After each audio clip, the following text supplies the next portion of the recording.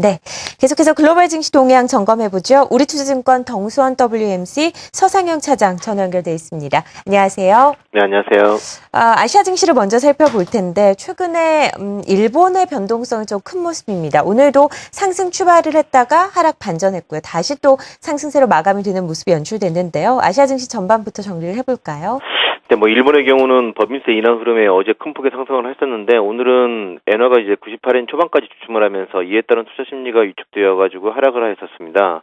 그러다가 이제 오후 들어서 다시 엔화 약세가 흐름이 나오자 이제 철강, 자동차 등 수출 기업들의 상승에 힘입어서 1.32% 상승 마감을 하였고요.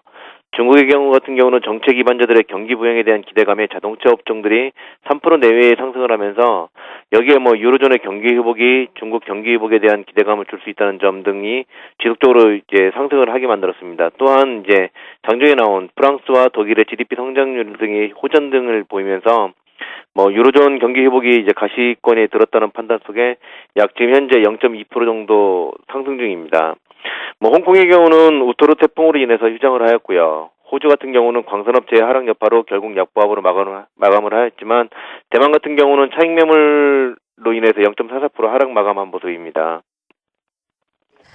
미국은 아직 개장 전 상황이 연출되고 있습니다. 오늘 새벽에는 여러 가지 경제 지표가 또 호조세를 보이면서 상승세로 마감이 됐는데요. 어떤 체크포인트 남아있을까요? 네, 어제 미국 시장이 로카트 총재의 발언에 의해서 양적 완화 축소 시기가 9월 이후로 될 가능성이 힘입어서 상승을 하였지만 지속적인 차익 매물이 유입되는 모습을 보였었습니다. 일단 오늘은 이제 유럽의 GDP 성장률이 영향을 줄 것인데 프랑스와 독일은 우호적인 모습을 발표하였기 때문에 일단 흐름은 좋은 모습으로 이어질 것으로 판단되고 있습니다. 하지만 오늘과 내일 이틀간 미국 시장에서는 이러한 모습보다는 양적 완화 관련된 내용이 시장에 영향을 줄 것으로 여겨지고 있는데요. 먼저 오늘은 생산자 물가 지수가 발표가 되고 시장에서는 예상보다 높아진다라면 내일 있을 소비자 물가 지수에 영향을 줄 수 있어서 관심 있는 지수입니다. 여기에 매파의 연준 의원이 이제 블라드 총재가 통화정책 관련 발언이 있어서 좀 관심이 집중되고 있습니다.